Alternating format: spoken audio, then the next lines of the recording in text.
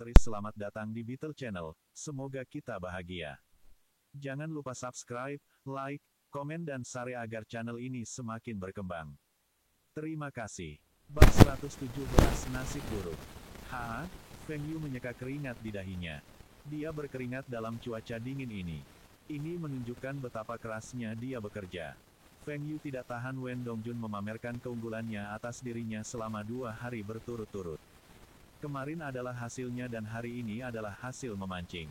Wen Dongjun tidak malu menyontek dalam ujian dan bahkan bangga dengan hasilnya.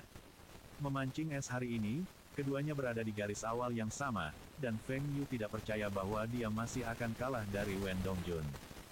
Jika Feng Yu benar-benar kehilangan Wen Dongjun, dia bisa membayangkan konsekuensinya.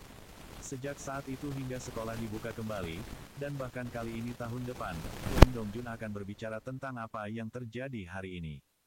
Feng Yu akan menjadi karakter sampingan dalam semua ceritanya. Saya adalah seseorang yang terlahir kembali dan akan menjadi seseorang yang akan meninggalkan nama dalam sejarah. Bagaimana saya bisa kalah dari Anda? Ketika Wen Dongjun kembali dengan ember kosong, Feng Yu hampir selesai dengan lubang es. Bahkan Wen Dongjun terkejut dengan efisiensi Feng Yu. Biarkan aku mengambil alih. Kamu istirahat sekarang. Tidak dibutuhkan. Saya akan selesai dalam 5 menit. Saya tidak percaya bahwa tidak akan ada ikan besar di tempat ini. Wen Dongjun mengangkat bahu dan membantu membersihkan es yang hancur.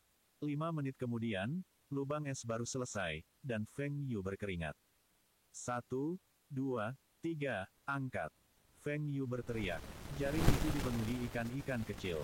Yang terbesar hanya sekitar 50 gram. Hahaha, Anda akan memberi makan babi Anda dengan ini. Wen Dongjun menertawakan Feng Yu. Setelah mengangkat jaring beberapa kali lagi, Feng Yu menyerah. Airnya pasti dangkal di sini, itu sebabnya tidak ada ikan besar. Harus mencari tempat baru untuk lubang es. Wen Dongjun dan Feng Yu memutuskan untuk menggali lubang es secara terpisah. Dia membawa beliung sejauh 10 meter dan mulai menggali. Biasanya, dia lebih baik dalam aktivitas fisik semacam ini, tetapi hari ini, Feng Yu lebih cepat darinya. Ayo, lihat ini. Saya tidak percaya bahwa tidak ada ikan besar di sini. Tapi hasilnya tetap mengecewakan. Meskipun tidak semua ikan berukuran kecil, hanya ada satu ikan mas yaitu 0,5 kg. Setelah lubang es Wen Dongjun selesai, mereka menangkap beberapa ikan mas yang beratnya lebih dari 1 kilogram. Ini membuat Wen Dongjun semakin bangga. Semuanya penuh dengan ikan besar yang saya tangkap. Ayo kembali, kata Wen Dongjun. Tidak, coba sekali lagi. Saya tidak percaya bahwa saya tidak dapat menangkap ikan besar hari ini. Feng Yu sangat marah. Mereka telah mengangkat jala bersama-sama dan bagaimana dia bisa mengatakan bahwa ikan-ikan itu ditangkap olehnya. Ada ikan-ikan besar, tapi semuanya saya tangkap. Anda mulai menggali. Saya akan memuat ikan ke mobil. Ini akan menjadi lubang terakhir, dan kami akan pergi setelah ini. Feng Yu mulai mengayunkan beliung dengan keras. Jepret. Gagang kayu beliung patah. Sial, kenapa aku sangat tidak beruntung? Untungnya, saya masih memiliki batang besi. Feng Yu menutupi matanya dan berjongkok. Sial, kepingan es yang pecah masuk ke matanya, dan air matanya mengalir. Dia marah dan melemparkan batang besi ke lantai dan tanpa sengaja mengenai kakinya. Feng Yu memegang kakinya dan melompat, tetapi dia menginjak es yang dihancurkan dan tergelincir. Dia mencoba mendapatkan kembali keseimbangannya dengan melompat ke samping. Namun, ketika seseorang dirundung nasib buruk, apapun bisa terjadi. Tempat Feng Yu mendarat adalah tempat di mana dia baru saja menggali. Esnya sudah sangat tipis dan tidak bisa menopang berat badannya. Sebelum Feng Yu bisa bereaksi, seluruh tubuhnya berada di lubang es. Hawa dingin yang menusuk langsung membuat tubuh Feng Yu mati rasa. Bahkan seorang juara renang tidak bisa berbuat apa-apa di air yang dingin. Feng Yu dengan putus asa mengayunkan tangannya dan berhasil meraih sekop di samping lubang, dan dia menggantung pada pegangan sekop untuk mencegah dirinya jatuh lebih dalam ke palka. Dongjun, Dongjun, tolong, Feng Yu berteriak sekuat tenaga. Wen Dongjun masih berjalan perlahan dengan seember ikan ketika dia mendengar Feng Yu menangis. Melihat sekeliling dan memperhatikan bahwa Feng Yu hilang. Hal paling menakutkan tentang memancing di lubang es adalah jatuh ke dalam lubang es. Seseorang mungkin tidak tenggelam jika dia jatuh ke dalam lubang es tetapi akan mati beku.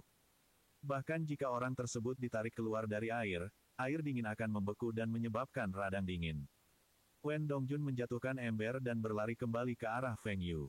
Dia berhati-hati agar tidak jatuh ke dalam dua lubang yang mereka gali sebelumnya. Jika dia juga jatuh ke dalam lubang, maka mereka berdua akan menjadi daging mati. Feng Yu, tunggu. Anda harus bertahan. Aku datang. Ketika Wen Dongjun mencapai Feng Yu, dia masih memegang gagang sekop. Bibir Feng Yu sudah membiru, dan sarung tangannya sudah membeku. Seluruh tubuhnya menggigil tanpa henti. Pegang. Aku akan menarikmu. Jangan lepaskan. Wen Dongjun dengan hati-hati mendekati lubang es dan mengambil sekop. Dia perlahan menarik Feng Yu keluar dari air. Selama proses itu, dia hampir diseret ke dalam lubang oleh Feng Yu. Cepat, kembali ke mobil. Anda semua basah. Anda harus melepas semua pakaian basah Anda. Aku akan memberimu pakaian luarku. Wen Dongjun membantu Feng Yu menuju mobil. Dia tidak bisa membawa Feng Yu dan harus membiarkannya berjalan sendiri untuk melancarkan peredaran darahnya. Namun, mobil itu tidak hangat sama sekali. Sebelumnya ketika Wen Dongjun bergegas menyelamatkan Feng Yu, dia tidak menutup bagasi, dan sekarang suhu di dalam mobil sama dengan di luar. Feng Yu mencoba menyalakan mesin, tetapi Land Rover tidak mau hidup. Sial, kenapa dia tidak membeli anti beku? Jangan pedulikan ini. Anda melepas pakaian basah Anda terlebih dahulu. Saya akan mencari beberapa cabang atau ranting untuk menyalakan api kecil untuk menghangatkan mobil Anda. Wen Dongjun melepas pakaian luarnya dan melemparkan ke arah Feng Yu. Dia pergi ke udara dingin untuk menyalakan api kecil. Mobil akhirnya dinyalakan dan Feng Yu segera menyalakan pemanas. Dia masih menggigil. Wen Dongjun kembali ke kolam untuk mengambil kembali barang-barang mereka. Lubang es terakhir benar-benar banyak ikan besar. Lihat, saya berhasil meraup beberapa ikan mas besar. Wen Dongjun mengangkat ikan mas untuk menunjukkan Feng Yu. Feng Yu menatapnya. Setelah apa yang terjadi, dia masih punya mood untuk menangkap ikan. Bagus. Setidaknya ini membuat Feng Yu sedikit lebih bahagia. Kamu yang mengendarai. Anda tahu cara mengemudikan traktor bukan? Ini hampir sama. Tanganku masih mati rasa. Feng Yu mencoba mengepalkan tinjunya, tetapi dia tidak punya kekuatan. Tentu saja, aku yang mengemudi. Anda duduk ketat. Ini dia. Land Rover tersentak dan bergerak maju, menyebabkan kepala Feng Yu terbentur sandaran, membuatnya pusing. Dia paling membenci pengemudi baru. Mereka tidak tahu bagaimana bergerak atau berhenti dengan mulus. Wen Dongjun juga tidak berani mengemudi terlalu cepat. Dia mengemudi dengan lambat dan membutuhkan waktu hampir 1 jam untuk mencapai distrik mereka. Feng Yu memintanya untuk mengemudi langsung ke rumah sakit. Dia membutuhkan perhatian medis segera. Berbaring di ranjang rumah sakit, Feng Yu merasa hari ini bukan harinya. Dia hanya ingin pergi memancing di es, tetapi dia tidak bisa menangkap ikan besar dan bahkan jatuh ke dalam lubang es. Ketika dia ingin menghangatkan dirinya, Land Rover-nya tidak bisa menyala. Ketika dia akhirnya kembali ke distrik, Wen Dongjun menabrakkan Land Rover ke gerbang rumah sakit, membuat Feng Yu membayar kompensasi. Peristiwa malang terjadi satu demi satu. Ini membuat Feng Yu berpikir bahwa mungkin surga melihat semuanya berjalan lancar baginya dan cemburu. Orang tuanya mendengar berita itu dan bergegas ke rumah sakit. Ketika mereka melihat Feng Yu berbaring di ranjang rumah sakit, mereka bergegas dan memukulinya. Siapa yang memintamu pergi memancing di es? Melayani Anda dengan benar. Setelah pemukulan, ibunya dengan berlinang air mata pulang ke rumah untuk memasak sup panas untuk Feng Yu. Feng Xingtai tetap di rumah sakit untuk merawat Feng Yu. Adapun Wen Dongjun, dia juga dipukuli oleh ayahnya di rumah. Beruntung baginya, mereka tinggal di apartemen sekarang. Jika mereka masih tinggal di desa, ayahnya akan menggantungnya dan mencambuknya. Catatan penulis, suatu kali, saya pergi memancing di es dengan teman sekelas, dan dia jatuh ke dalam lubang es. Dalam perjalanan kembali, celananya membeku. Sekarang, kaki kanannya sakit setiap kali hujan. Hati-hati saat memancing di es. Bab 118 awal baru untuk tahun baru. Berderak, suara petasan pertama terdengar dan segera menyebar ke rumah tangga lainnya. Ada 100 bungkus kerupuk, 200 bungkus kerupuk, dan keluarga Feng memiliki 500 bungkus kerupuk. Feng Yu merasa sedikit kasihan karena dia tidak bisa mendapatkan paket 10.000 kerupuk. Itu akan sangat menyenangkan, dan yang paling penting, itu bisa mengusir nasib buruknya.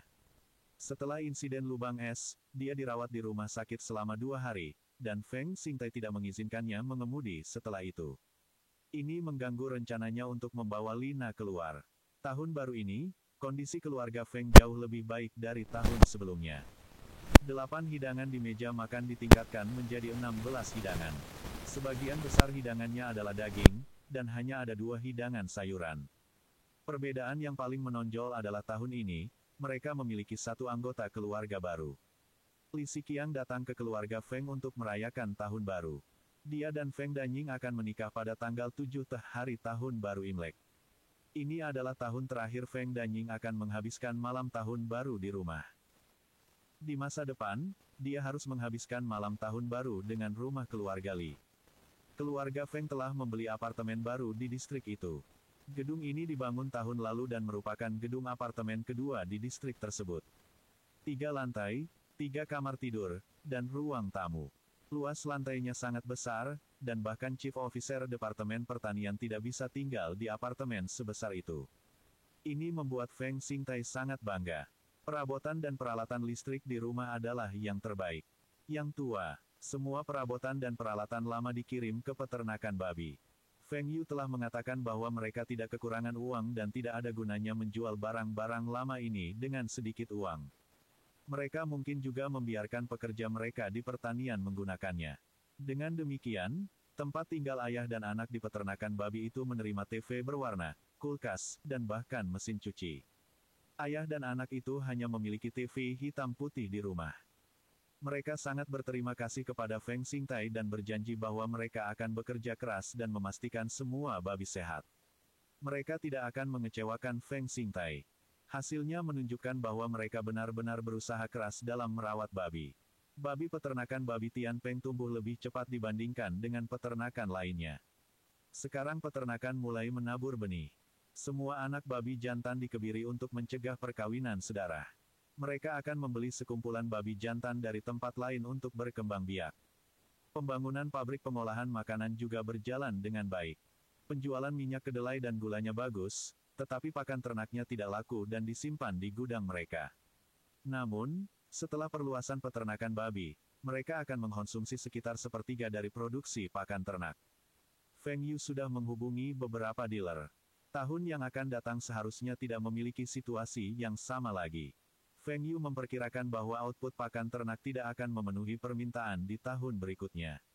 Setelah logistik angin dan hujan dipindahkan ke Li Xiqiang, aset Taihua Trading masih memiliki lebih dari 10 juta RMB.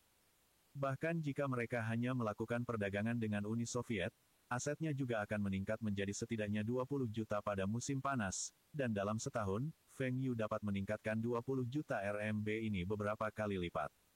Selanjutnya, Feng Yu telah berbicara dengan Kirilenko, dan dia mungkin bisa mendapatkan beberapa mesin canggih murah dari Uni Soviet akhir tahun ini.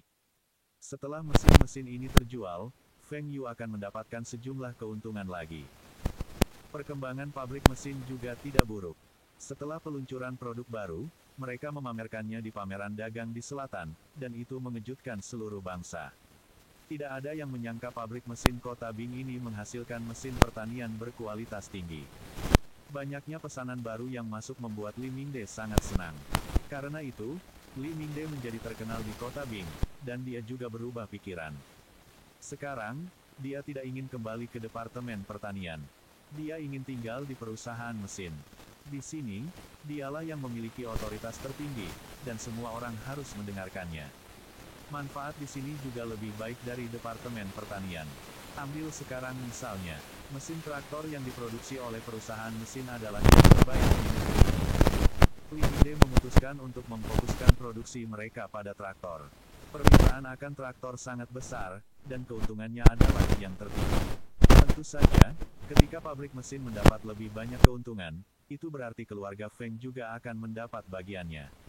Sebelum tahun baru, mereka baru menerima 1 juta dividen. Seperti biasa, Feng Yu mentransfer uang ini ke Taihua Trading.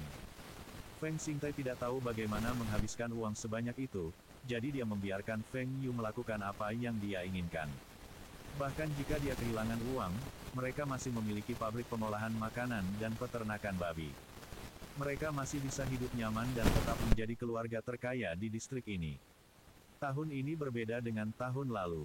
Tahun lalu, hanya Feng Danying dan Feng Yu yang mendapatkan satu set pakaian dan sepatu baru. Tahun ini, semua orang di Feng Yu mendapat beberapa set pakaian baru. Mereka kaya sekarang, dan tentu saja, mereka harus memakai baju baru. Tapi Feng Yu tidak setuju dengan selera ayahnya. Ayahnya tidak suka jas dan lebih suka jas Mao. Bagus.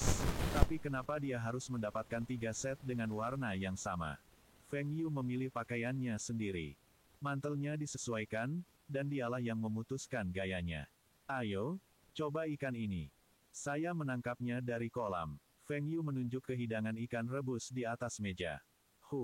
Anda menangkapnya. Anda sangat mampu. Anda menggunakan diri Anda sebagai umpan, dan seluruh distrik tahu tentang itu. Kamu benar-benar membuatku bangga. Feng Xingtai berkata dengan sinis. Feng Yu tersenyum, itu kecelakaan. Ayah, cobalah. Ikan ini sangat enak. Jika kalian semua tidak memakannya, aku akan menyelesaikannya sendiri. Memiliki beberapa tulang rusuk. Ini adalah babi kami. Rasanya enak. Zhang Muhua memberikan sepotong iga babi kepada Feng Yu dan menatap Feng Xingtai. Ini tahun baru dan tidak bisakah dia mengatakan sesuatu yang bahagia. Terima kasih, Bu. Bu, makanlah ikan. Feng Yu juga tidak menyangka bahwa berita kecelakaannya akan diketahui di seluruh distrik. Itu karena Wen Dongjun yang bodoh itu. Dia berkeliling memberitahu semua orang yang dia temui tentang bagaimana dia menyelamatkan hidup Feng Yu. Kisahnya adalah Feng Yu hampir menghilang ke dalam lubang, dan dia berhasil menariknya keluar.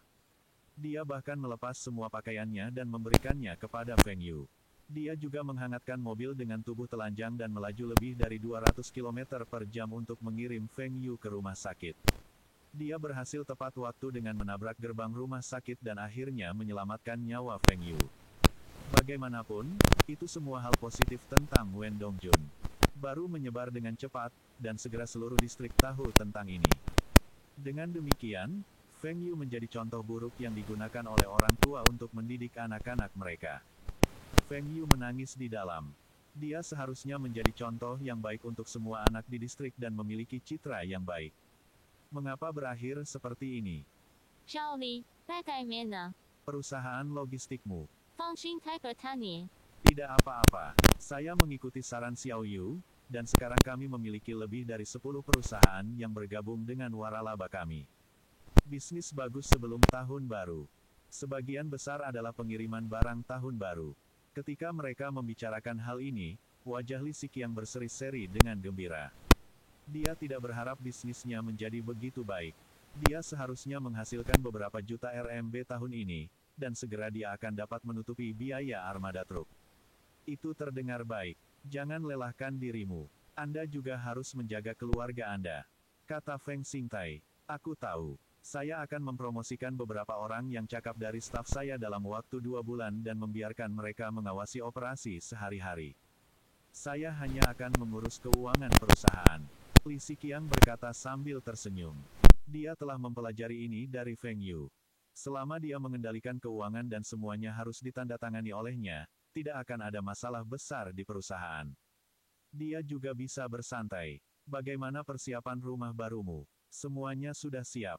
Saya telah mengirimkan undangan pernikahan. Harap yakinlah. Saya, Li Xiqiang tidak akan pernah mengecewakan Danying. Aku akan memperlakukannya dengan baik selamanya. Li Xiqiang memberikan jaminannya. Dia memandang Feng Danying dengan penuh kasih. Feng Xingtai memandang Li Xiqiang untuk waktu yang lama dan mengangguk. Dia kemudian mengangkat gelasnya, ayo, mari kita bersulang dan berharap hidup kita akan menjadi lebih baik setiap tahun. Semangat! Bersambung, terima kasih telah menyaksikan dan mendukung channel ini.